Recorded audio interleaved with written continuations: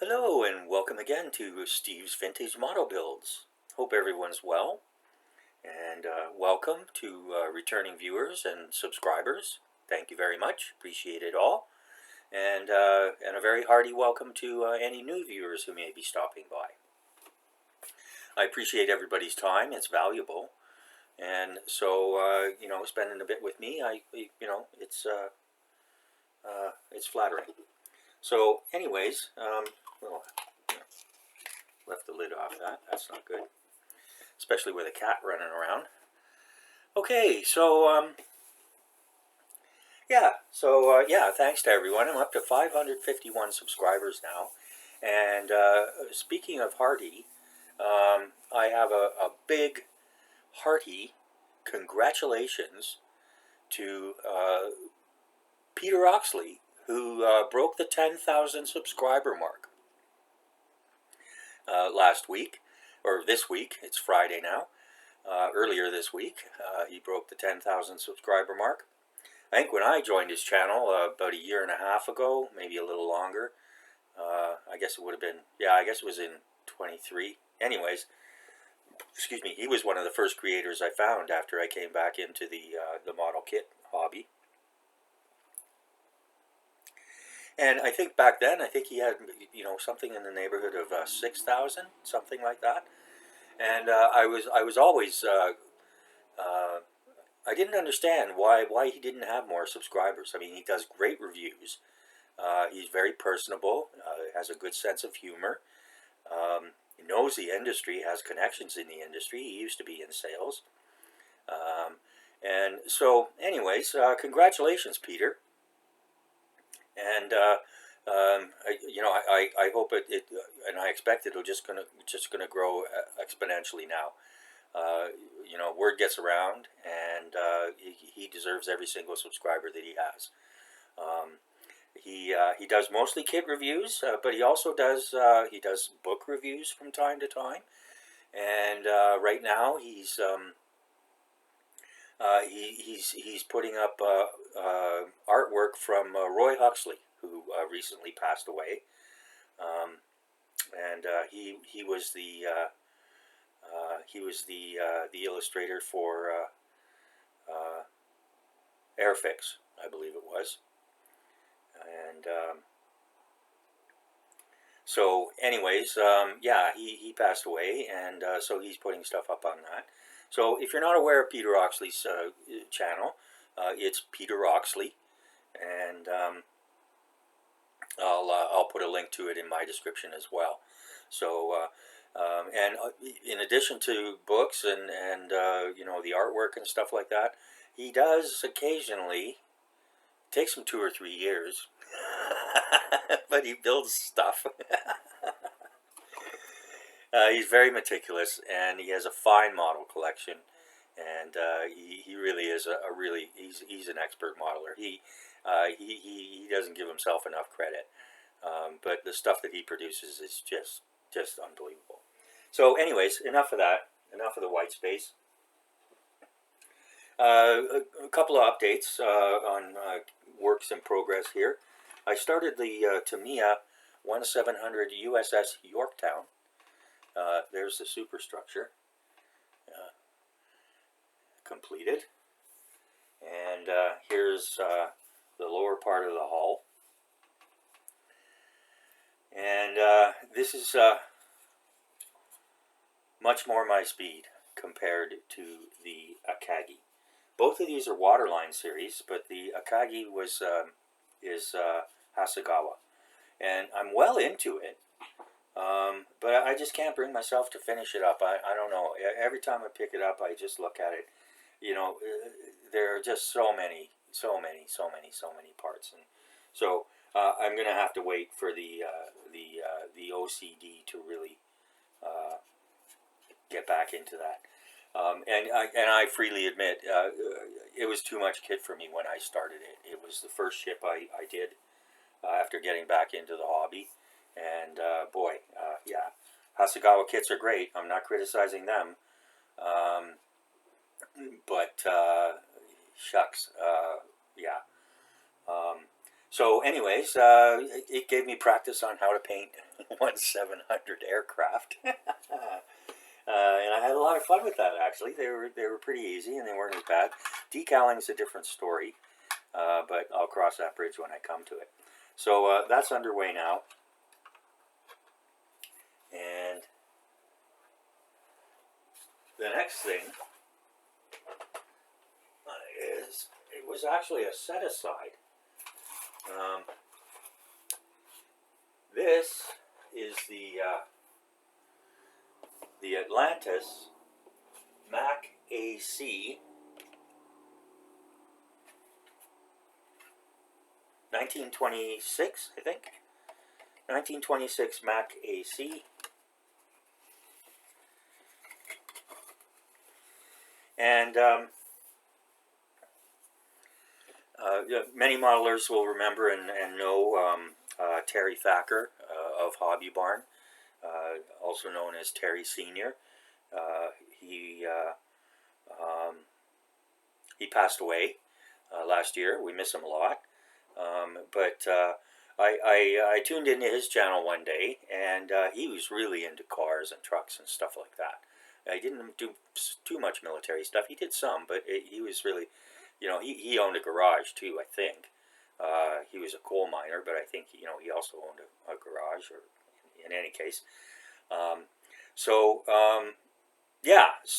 he turned me on to cars and trucks, and I was shopping around, and I saw this, and it's, let me see here, where is it? Oh, it's not convenient to get. So anyways, so I picked up this kit. It was reasonably priced. It's an Atlantis kit, and nice kit.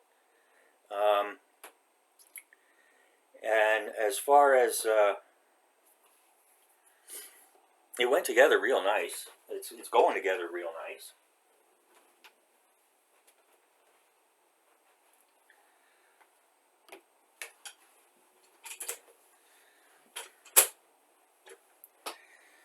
And I got off to a real good start with it. And as a matter of fact, when Terry got sick, he was quite ill. Yeah, unfortunately, I only got to know him for a few short months before he passed away. But when he was sick, I did my first and only live stream kit review for him. He was at home in bed at the time. Excuse me. And yeah. So anyway, so in honor of him, who kind of turned me on to it all, I ordered this kit and did the review. So it's in the live section of my thing, and there's you see, yeah. So I don't do much live streaming, but anyways, I use the OBS program, OBS Studio, and it was great. It's really good. I need to really learn how to do better with it. But in any case, so here we are. Here's the chassis, and pretty happy with the way the motor turned out. And I don't know, will the light be better if I do that? Yeah, except it shines right in my face. Okay, so yeah, I got this all done up, and it's a nice little kit. And but anyways, I started to paint it, and I primed it, and then I sprayed it with Tamiya TS yellow paint, and this also happened with the Lotus. The paint blistered. Oh, it was a disaster. It was a mess. I don't know. I'm not even going to talk about that anymore. But in any case, it was an absolute mess, and I tried to strip it down, and it only partially stripped down. And so it was just an absolute mess. So I set it aside. I wasn't going to bin it because I was really pleased with the way this turned out. But yeah, so I set it aside. And then I thought I'd like to pick it up again and see what I could do with it. I had picked this up while it was still available at NRC Hobbies, our local hobby shop, and it's Oxide Red Primer. So I thought, what the heck, I'll give it a try. And what happened was, let me see here.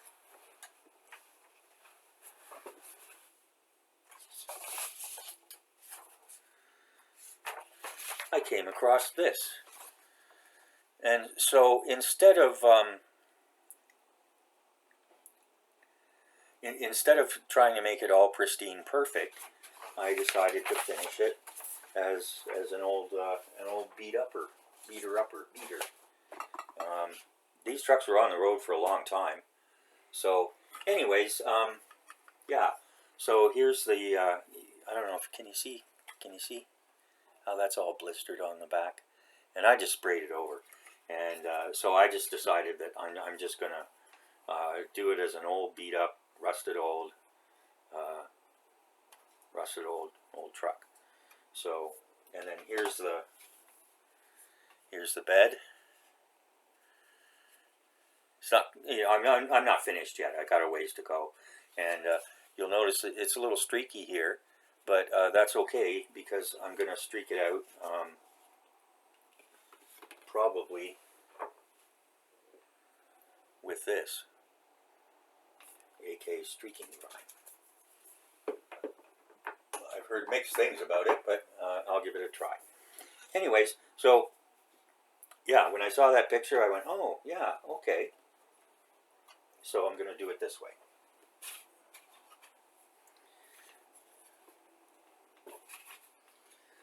So I'm very pleased with that, the way it's turned out.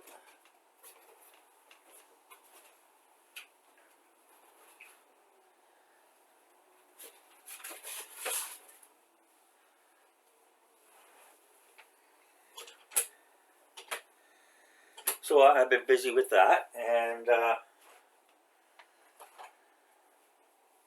got a new kit today, or got it yesterday, but got a kit to review today. And oh, I'm also working on the Revell auto transport trailer, and that's a big kit. So I'm just plodding through that. I pick it up, do a little bit, put it down, do a little bit, pick it up again, whatever. So, anyways, so today's kit is this. The Gone Fishing version of the 1980 Ford Bronco with bass boat and trailer. Look at that boat. Isn't that nice? Go ahead, get out of there. There. See that boat? Isn't that nice? And so this is 124.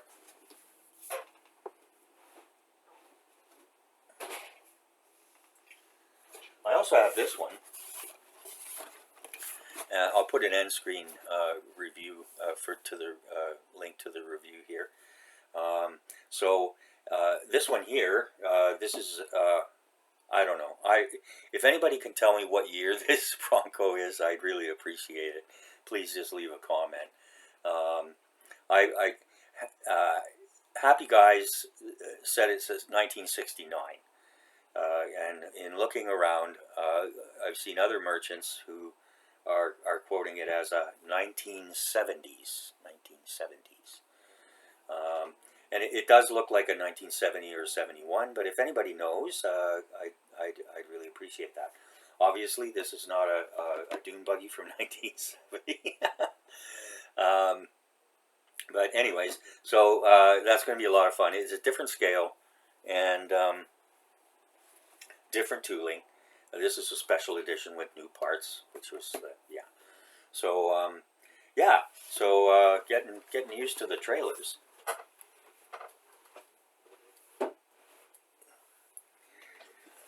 So on to the star of the show. Here we are,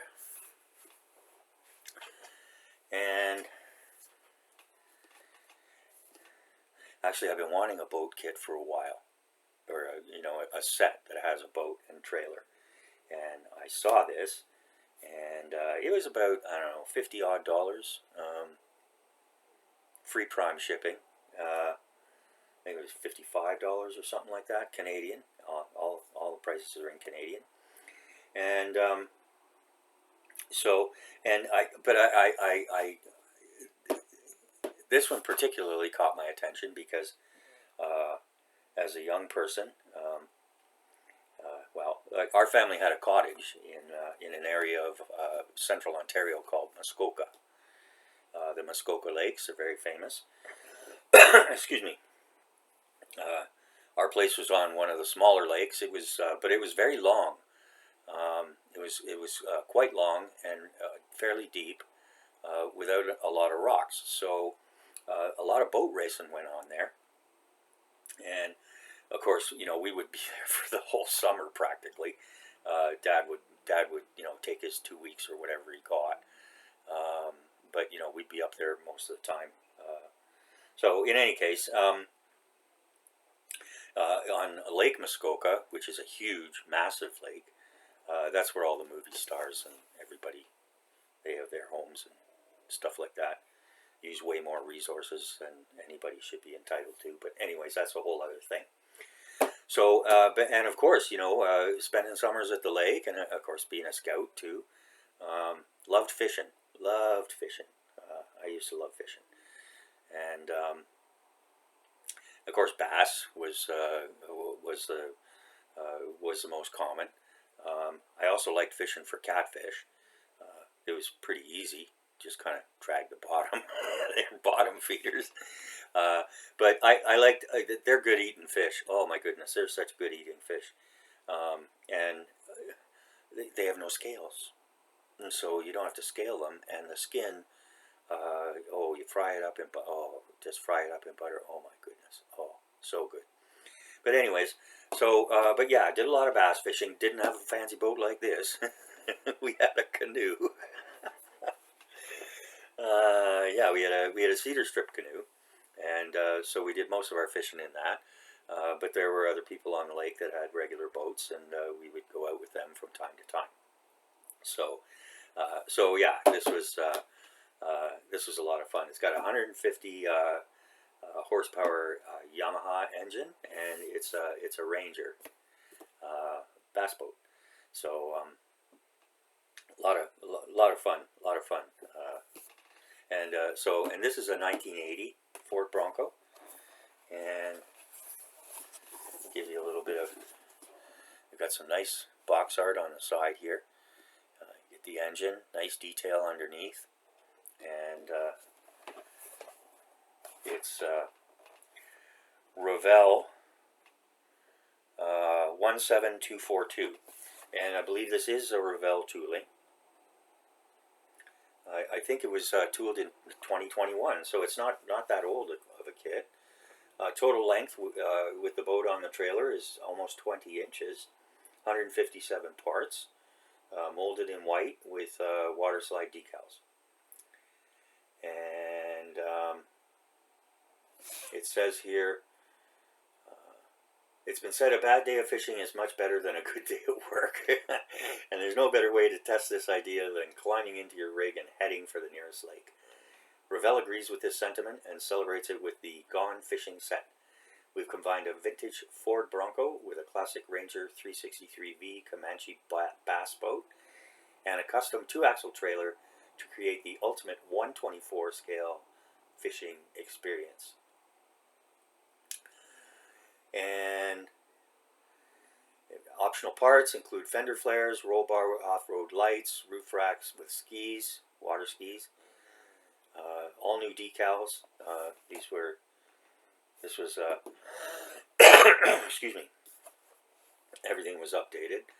And so And the bass boat and trailer, detailed hull and interior with control console and dual windscreens. 150 horsepower two-stroke outboard engine with a three-bladed prop. Detail pieces include a trolling motor with 2 depth sounders, and a dual axle trailer includes front-mounted storage box. Molded in white and clear with chrome plated parts and soft black tires. So that's very nice. This particular kit, made in Poland. I always like to see that. Revell does quite a few of their kits. Oh, and speaking of Revell, Zinzan at Zinzan Scale Modeling, he dropped a review today on the 1/48 scale Revell SR71 kit.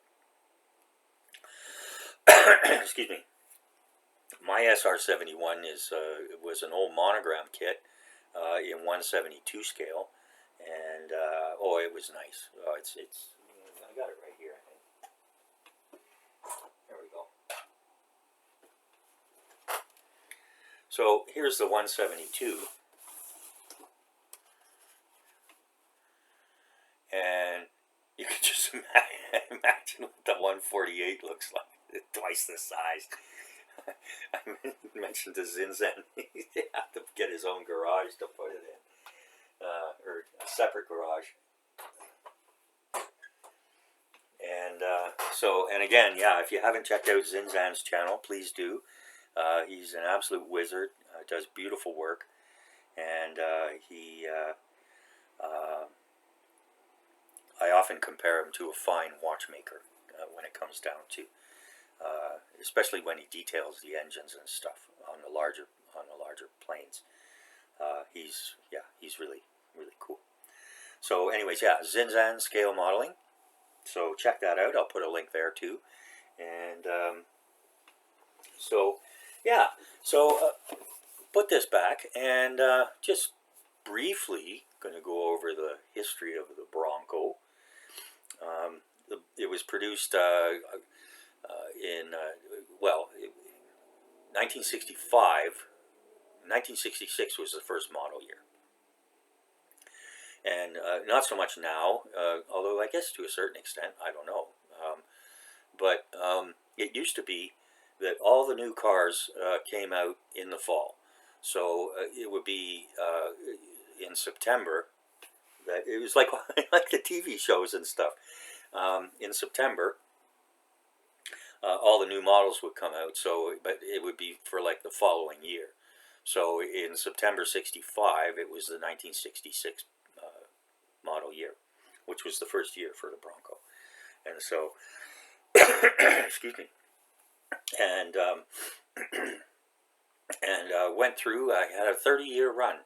Went through to 1996, and of course it's now back in production.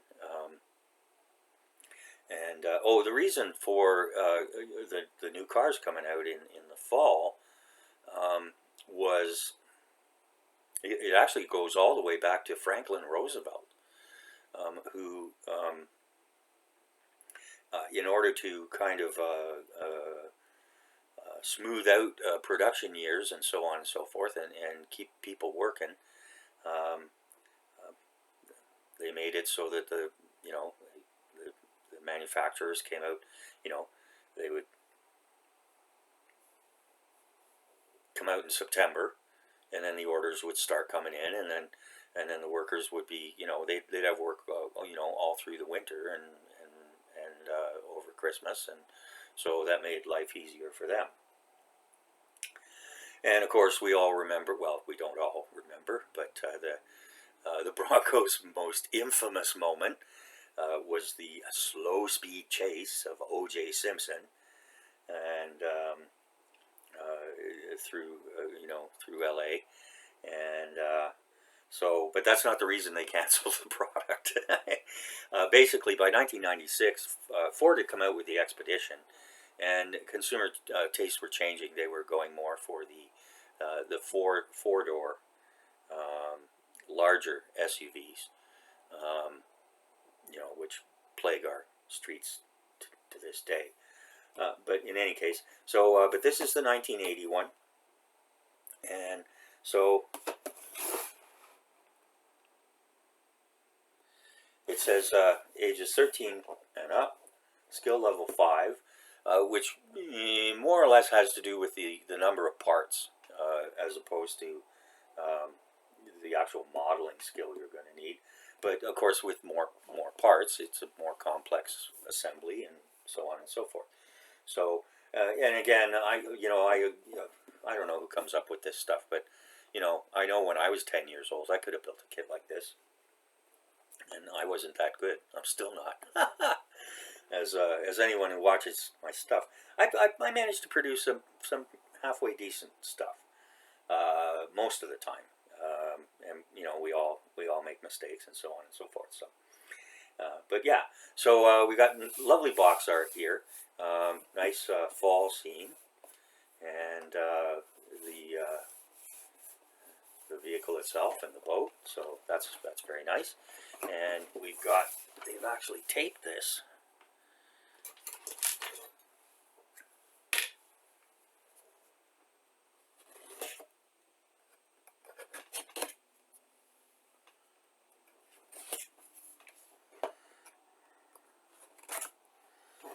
And since we're here on the back with the Revell kits,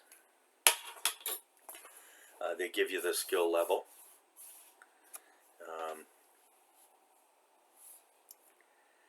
And skill level 5 says ages 13 plus, requires glue and paint, 120 pieces or more, and requires build time of 7 hours or more.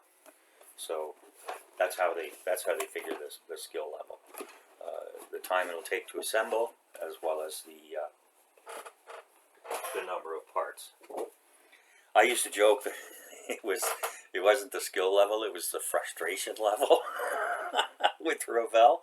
But I've changed my opinion of Revell. Some of their older kits, they're still real dogs, but they're really stepping up. And as a matter of fact, I learned from Peter Oxley that the fellow who used to do the research for Airfix has now moved over to Carrera Revell. And so I didn't get any details on why or whatever, but he did. So, and as we know, Airfix produces some really nice kits. And I don't have a lot of Airfix kits.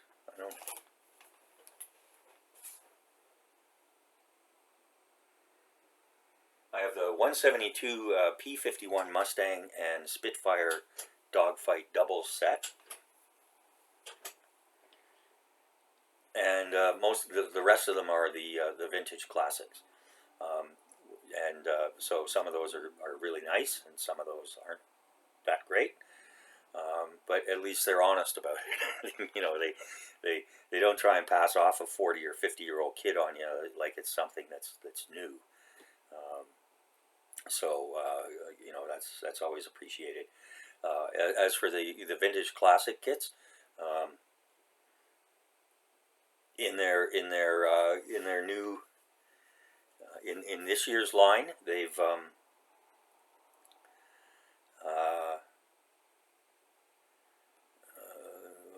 as part of their vintage classic, they're doing a short Sunderland. So I wouldn't mind getting my hands on that. But the newer stuff, even though this is a vintage classic, the newer releases, we're still waiting for the 148 Sea King, for heaven's sake, over here. One more indication that Canada's just post-colonial backwater under. Anyways, I'm not going to spoil stuff with politics. Okay, so so here we go. Let's take a look and see what we've got here. We have one.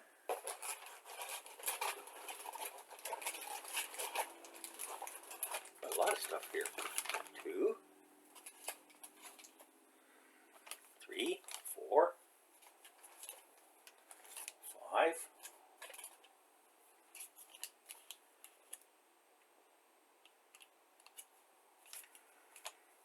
clear parts.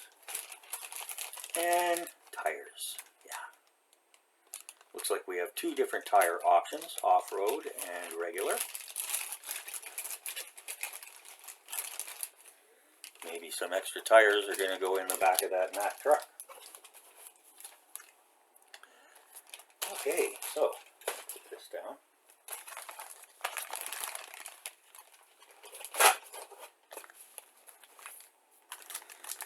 And we will start with this.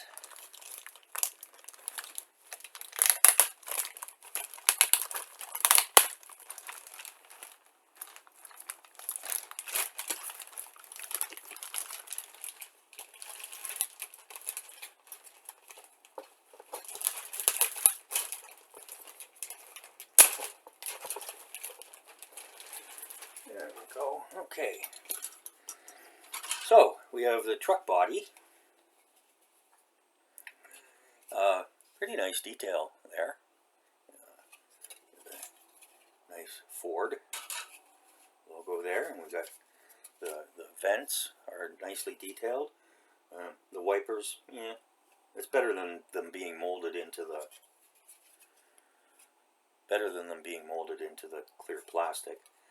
And then we've got the Bronco logo on the side, and there's the plastic looks perfect. There's no flash, and there's no blemishes or smudges or anything. Yeah, it's real nice. And then we have the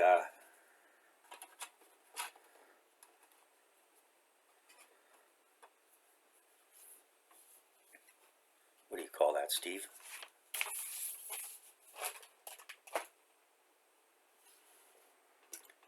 I'll think of that. Then we have the tub, which is pretty basic. I mean, you know, this is 1980, so, but you can see the floorboards, and there's a console here, and there's some detail on the interior.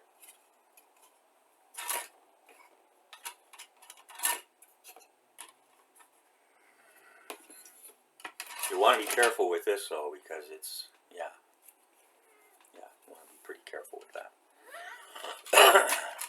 Keep it inside there, yeah.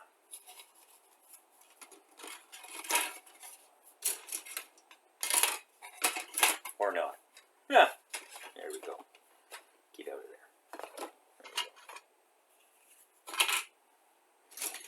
there. And we have the seats, and looks like, oh, these are the water skis. We have the seats. There's a little bit of flash here, but that's easily trimmed. Not a lot of detail, but you know, it's like I say, it was 1980. And then here we've got engine parts. We've got a nice raised detail here, Ford Bronco. And we've got the dashboard console. There's some nice detail here. The pedals are molded in. There's a bit of flash there. And obviously this is a manual transmission. And here we've got the axle and drivetrain. Front hood, again embossed with the Ford. And yeah, so we've got shock absorbers and all very nice.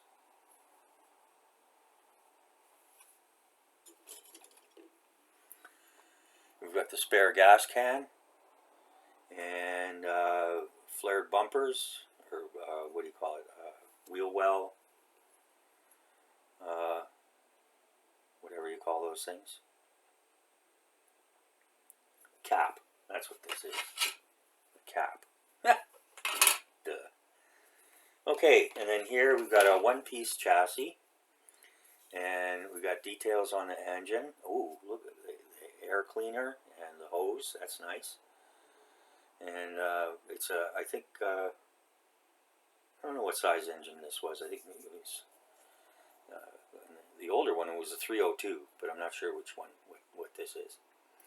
And yeah, so we've got back of the seats and blah blah blah. Nothing too complex, but you know, it's fun, and there is a little bit of flash here and there.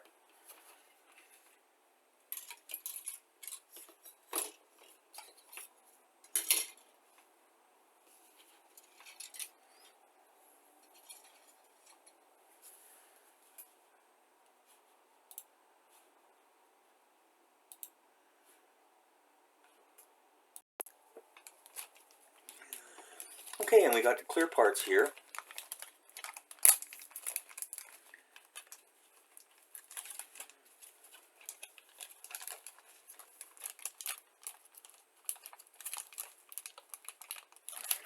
You know what? I'm not going to mess with that. Looking at the clear parts, they look perfect. Nice crisp lines, and no defects that I can see. This is for the Bronco, and this will be for these are the windscreens for the bass boat. Again, they look perfect.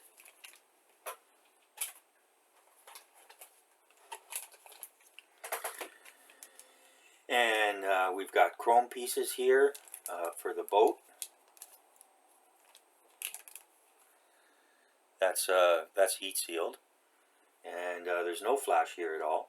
And the chrome actually, it looks pretty good. It's not, you know, it's chrome stuff. Yeah, so here we've got the grill, very nicely detailed, and we've got the wheels. There's the roll bar with the lights, and chrome mirrors. Yeah, that's gonna look real nice when it's done.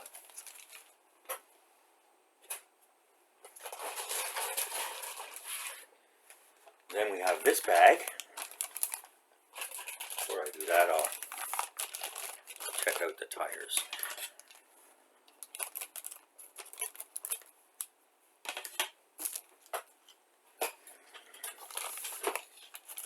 It's one thing about the 2-in-1 kits, you get plenty of tires, extra tires and stuff. I'm definitely going with the 4x4 off-road here. These are flexible, but they're not that flexible. Not as soft as some others, but they have very nice detail, and there is no branding on them. So nice tread. Likewise here, get nice tread, no branding.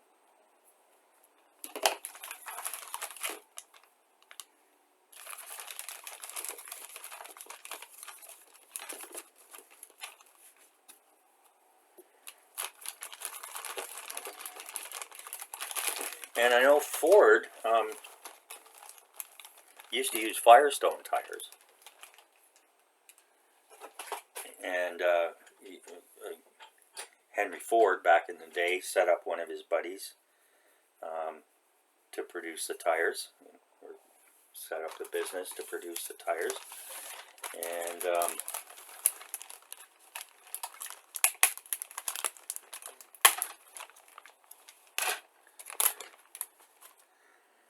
but I'm not sure what tires they use now.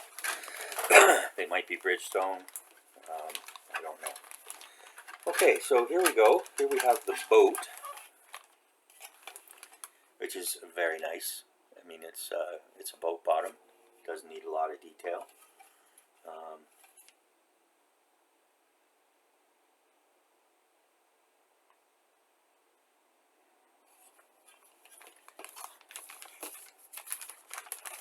So there's the hull, and then here's the top part.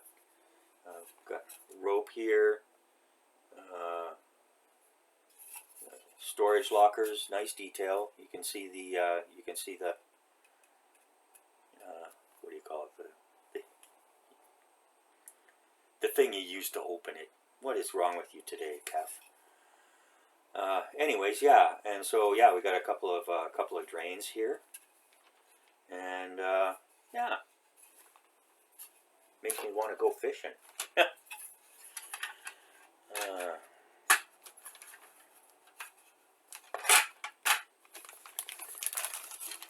then next, we've got the seats. There's the dash control panel. Beautiful Yamaha motor. And looks like all sorts of different ancillary things. Here's the trolling motor. You're going to want to be careful with that.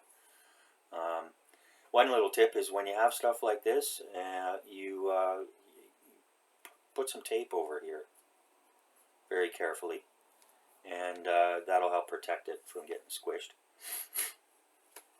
So there's that. And then this is the trailer assembly.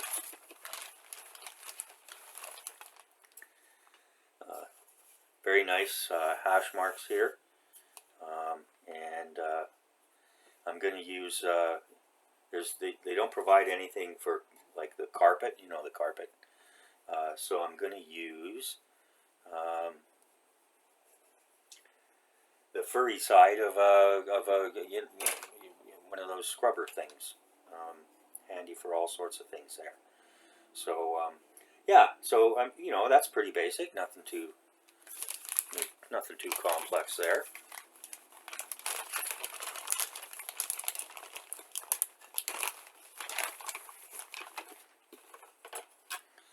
You know, one of the beautiful things about our hobby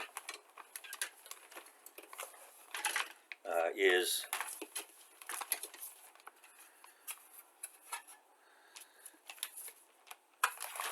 there's kits for all different skill levels, and not just skill levels, but levels that, you know, people want to do. Some people they love the more parts the better, and totally highly complex kits. And others, this is more like me. I like a nice kit, and I like to have a challenge, but I don't like anything that's too complex. You know, I ran into such trouble with the Akagi there, and it's very strange because I've shown it before on the channel where I'm at with it, and it looks fine. It looks good. I'm happy with it. I don't know. Every time I pick it up and look at it and look at all those little, you know, they had like, oh, it's a 1/700 kit, and they had like the motor launches, like 3 or 4 pieces. Some of them. I mean, come on, guys, you don't need to do that. But hey, if that turns your crank, great.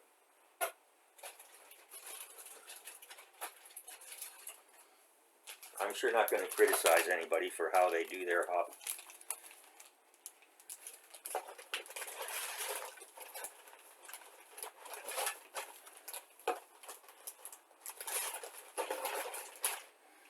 There's too many out there, in my opinion, who are like, oh, it should be this way, or you should do it that way, or whatever. And no, I'm, and me, and most of the modeling people that I know,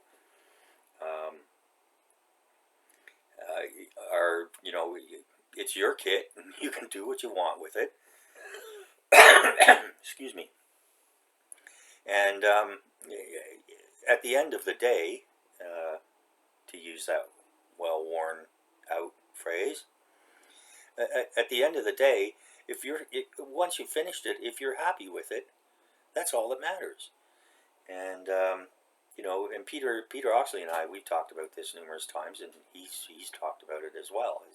And that, you know, sometimes you do it and you think it's a piece of junk, or, you know, you're not really very happy with it, or whatever the case may be. But then somebody comes over for dinner and they look at it and they go, oh wow, that's amazing. So, you know, it's nice to get a bit of validation like that sometimes.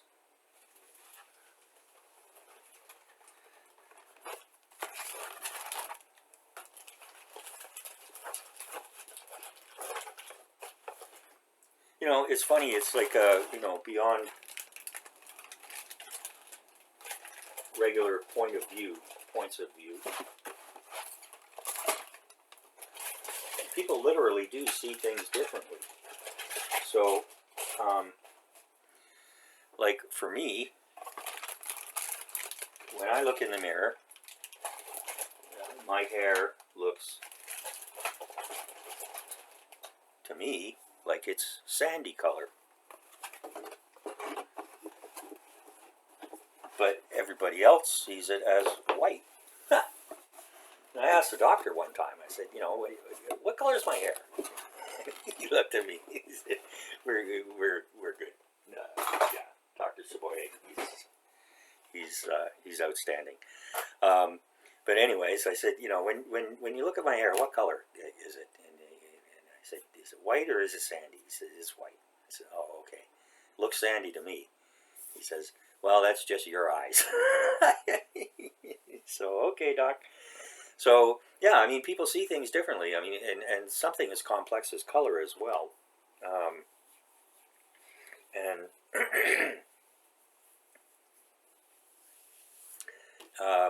yeah, so, you know, not only do we actually see things differently, but those things get translated. And so, anyways, yeah, so I'm not going to go into all of that.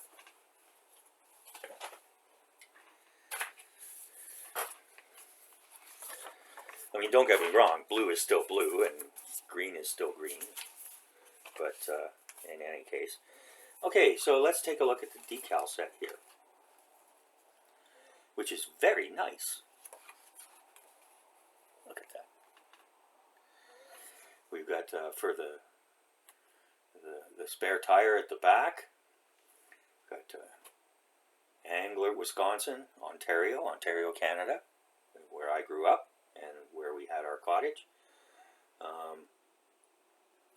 But yeah, so so you've got your choice of Canadian or U.S. Decals. Got a nice decal here for the Yamaha motor, or actually I guess it's Yamaha, but and yeah, all sorts of little things. We got the on the side and the front and rear decals for that. That's very nice. And got a whole bunch of, can't see them very well because they're white. Let me see. Anyways, Jumpin' Fish, Jumpin' Jehoshaphat. We got we got four different fish. Looks like bass, and anyways, I can't see. But anyways, they're all in different positions of leaping or whatever. Looks like there might be a catfish there. Yeah. And then there's the gone fishing. So, and these are copyright 2022. So this is a new kit. I think it was two of them in 2021.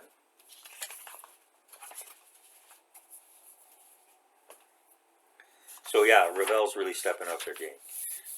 You know, when I came back to the hobby, I mean, it was absolutely, you know, I remember as a kid, when I was a young modeler, you know, you had no self-respect if you bought Revell kits. First of all, I wasn't really into cars and stuff anyways. It was all military stuff back then. But at the same time, most of the Revell kits were often snap together, or what they call snap tight now. And they make some very good snap tight kits too. I've got the Mack truck, which could have been just all snapped together, but I did use cement in certain places. So yeah, it's. But now, I mean, yeah, like I said earlier, there are. They still have some real old dogs out there, but you know they're producing old monogram kits, and also from some other old manufacturers. And the monogram kits are nice. They're not super detailed, but they're fun. So I've done a couple of them, and they some are branded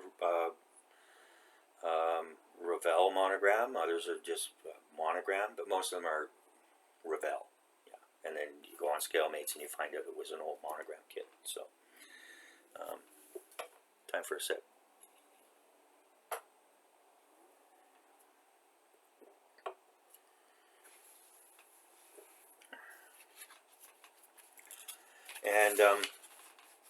so yeah, they've really stepped up their game.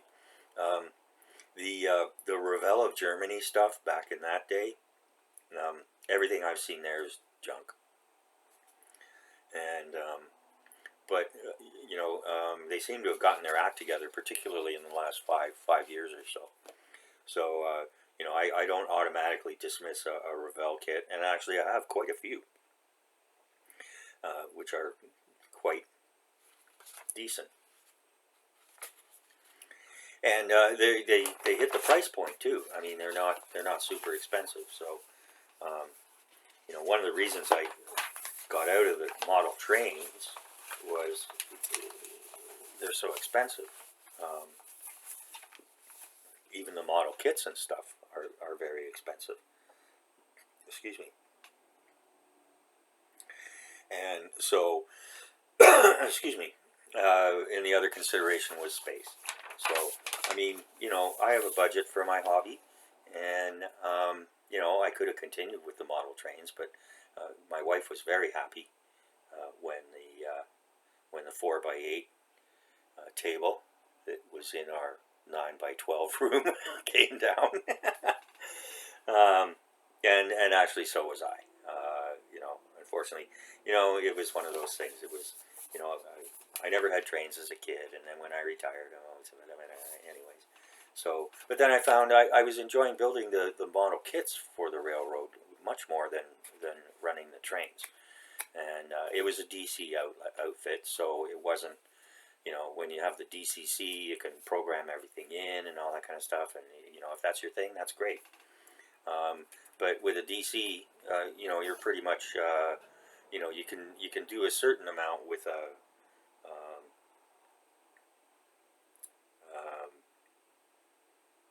with electronics, but yeah.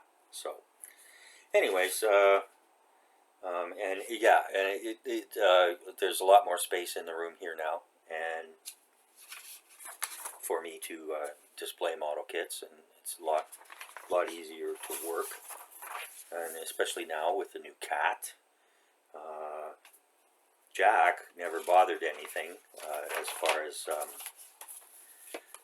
I used to do my assembly out in the living room on my desk table for the most part, and but now with the new cat, Mickey, she just gets into everything. Little bum. But yeah, she's 10-month-old kitten, so what the heck. And she's doing great, by the way. We've had her for 3 weeks now, and she's settling into a routine. And she's good about her litter box, and but yeah, in the morning, I tell you, it's feed me, play with me, play, play, play. She's just so excited to greet the day. So I vaguely remember what that was like, but now I'm just glad to see the day. That's what makes me glad. Okay, and so here we've got the Revell paint guide. They give you Revell colors, and they indicate the letter here, and they give you the actual colors. So if you don't have Revell paints, you can do the whatever.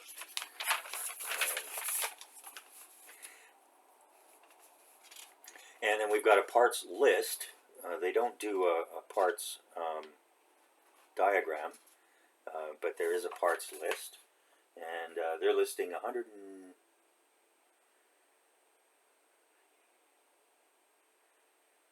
looks like 175 here.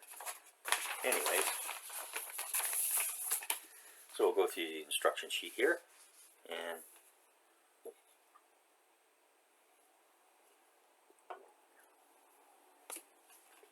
we start with the motor, as with most auto kits. We start with the motor. Nothing too complex here, the usual stuff. Put the halves together, and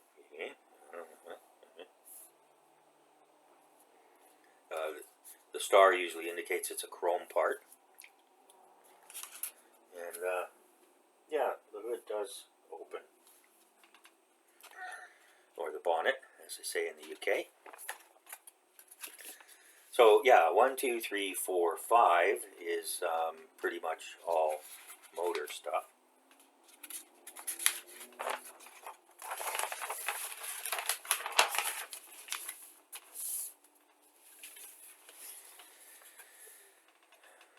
And now we're moving on to the drivetrain.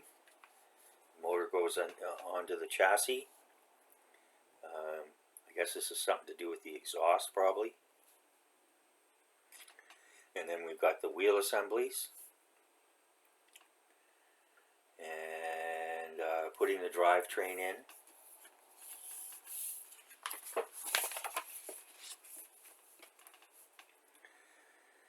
And then we've got the protective plate underneath. And I wish I'd have had one of those. My 1974 Oldsmobile Cutlass Supreme. I drove over a rock one time. And I'm not going to tell you why I did that, but anyways. And I blew out the, I don't know, something to do with, anyways, all the transmission fluid drained out. I can't remember the piece it was. It's a little round thing like this. I'll think of it later. Probably wake up in the middle of the night. Oh yeah, that's it. Yeah. Anyways, yeah. So you know, I had no idea, and you know, so I blew out the transmission eventually because all the fluid had leaked out. So yeah, these are good. Okay, and then so that goes up in there. You install the shock absorbers. Then we go to the clear parts. Not a complex kit or build at all, which is just fine. And again, I reiterate, I do believe that a 10-year-old could probably do this, and I mean that. I don't mean that derisively. And I wish more 10-year-olds would be getting into the hobby. So, because it's a fabulous hobby, and it's great for so many things. Everything from your small motor skills to your logic and figuring stuff out and using your imagination, and you know, it's a lot better than, you know. So and you know, you don't have to, you know, if you want to level up, you just get a more complex kit. Okay, so and here we've got the steering column assembly, seats, truck bed. This is optional. You don't have to put this, but I'm certainly going to do that because it looks really cool. And then the whole thing goes up inside the truck body. And then we have our various different front end pieces. And that's a nice touch. There's a winch there,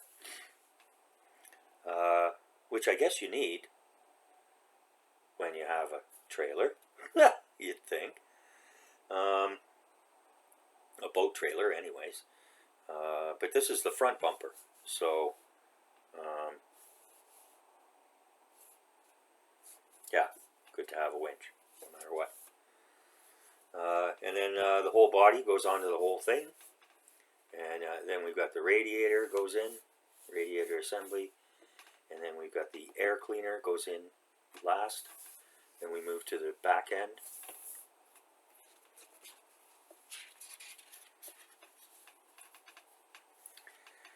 And we've got the, they give you two different, these are your signals and brake lights. They've got P and A. What is P and A? P is red clear, and A, does it say A? White gloss. So, or maybe just clear white would work for that.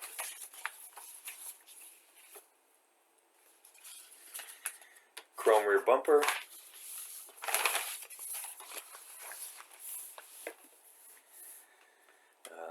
gas can, spare tire and rear rack assembly here, trailer hitch, windows for the cap, and how to put this on. You know, this is optional. You don't have to have that, but I'm gonna. Well, I guess maybe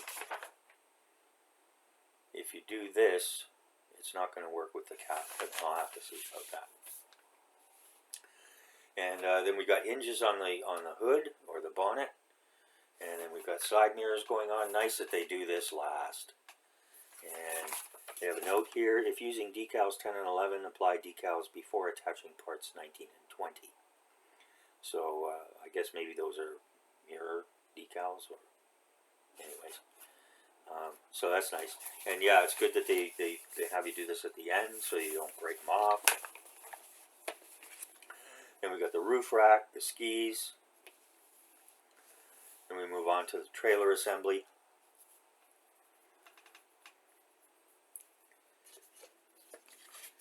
They indicate here you have to carve out or drill out these holes.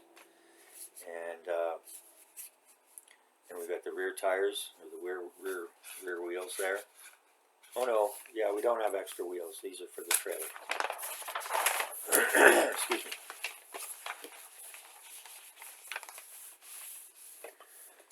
Then the undercarriage goes on. Blah, blah, blah, blah, blah, blah. Yeah, nothing too complex here. And it's the decaling that's going to be fun here. And yeah, so we've got to move on. They give you the paint, goes in there. Everything looks pretty straightforward, pretty simple.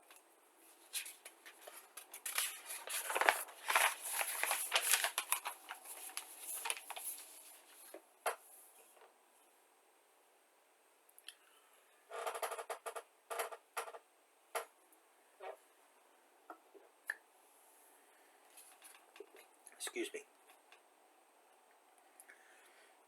And we got the motor assembly, trolling motor,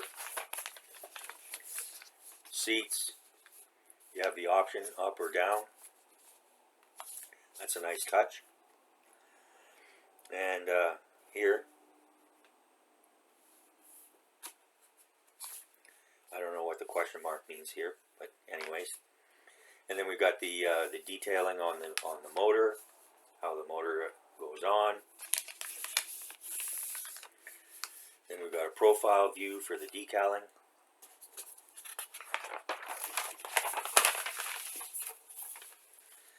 And at the back, we've got nice details. Each side profile. Yeah, I guess, yeah, if you're gonna do this, you can't have the cap, so that will go. That'll go in the garage. And yeah, so yeah, we've got the whichever license plate you want. Ford Bronco. Looks like there's decals here for the hubs, so that's a nice touch.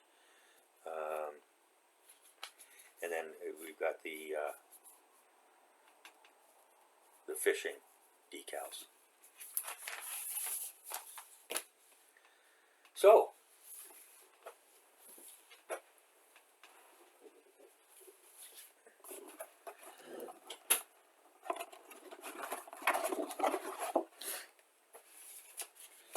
that goes back there.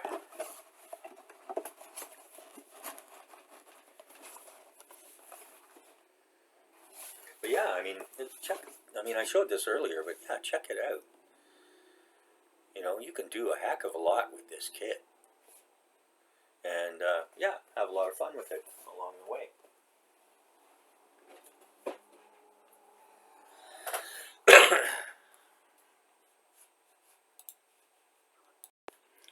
Alright, so a little over an hour here, so I'm going to wrap it up with the final rating. I use a 12-point scale.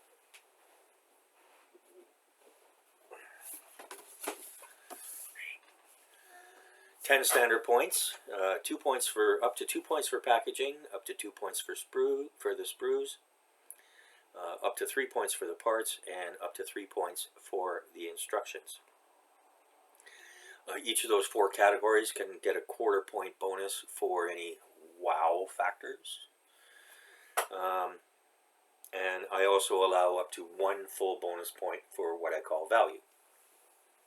And that's not just the cost of the kit, but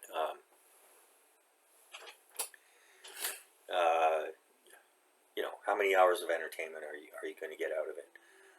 You know, is it a nice kit? Is it a is it a good kit? Not only just worth the money, but you know, or you know, inexpensive for what you get.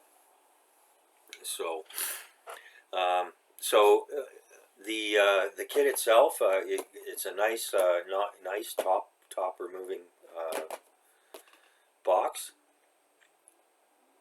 Nice artwork. Everything's great, and it was shipped in a sturdy cardboard box, which is unusual for Amazon, but they seem to be changing that, getting rid of the gray envelopes and moving more to the paper, which is good. So yeah, 2 points, 2 full points for the packaging, and a quarter-point bonus for the good sturdy cardboard box. As for the sprues, I'm going to give it 2 points. There was a little bit of flash, but nothing that you wouldn't, you know, there was nothing weird or excessive. Excuse me. So the flash that I saw was all very easily trimmed, and you know, you should be doing that kind of thing anyway. So a full 2 points there. For the parts, the quality of the plastic looked good. Detail was nice. There weren't any warped or broken parts.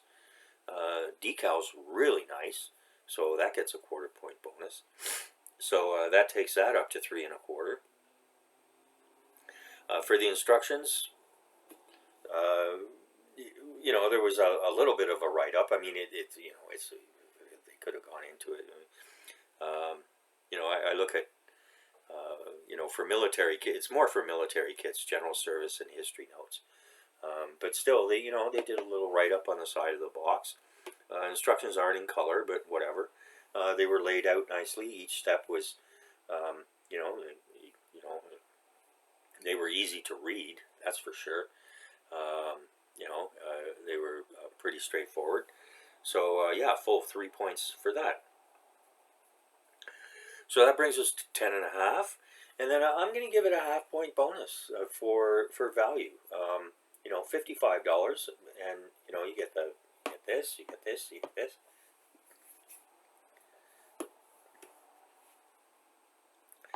That's pretty. Actually, I think it was 57 by the time all was said and done. But yeah, it's yeah, quite impressed actually. And I got me a boat. So I might just do the boat and trailer first, just to, yeah. No, I got 2 Broncos, and I was never a Ford guy. I was always a GM guy until I became a Toyota guy. But anyways, so yeah, so there it is. That brings us to a total of 11 out of 12, which is highly respectable. Hard to do much better, actually. I think the highest rating I've ever given is 11 1/2 on a kit.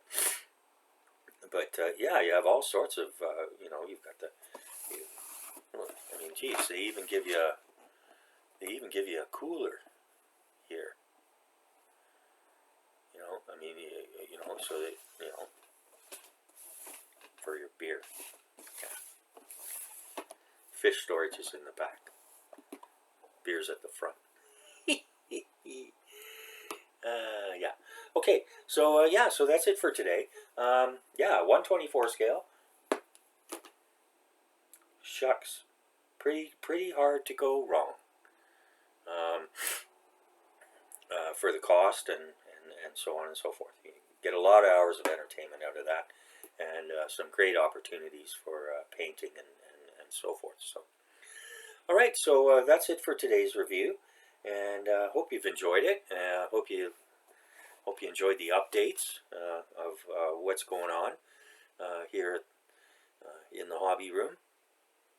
I'm so bad for, again, the differences in for our hobby. Um, some people, they'll only do one kit at a time, just one kit, and they'll go gonzo on it.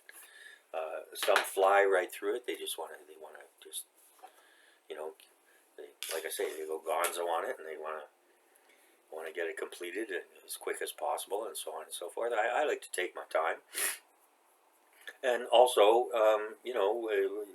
with my attention deficit disorder, I often have multiple kits on the go at a time because sometimes I just won't feel like doing something. That's why I picked up the USS Yorktown. I just didn't want to deal with the other stuff. I just wanted something just simple. Yes, there's tiny parts, but at the same time, it's a fairly simple assembly, and just something to do with your fingers and keep your hands busy. All right, so that's it for today. Thanks to everyone for joining me. I really appreciate everyone's time, as I said at the beginning. I can't say that enough. I mean, it's that I even have 500 subscribers is awesome. I mean, I just, anyways, lots of ums and ahs and so on and so forth. But I try to bring a little extra, whether it's history or background, whatever the case may be.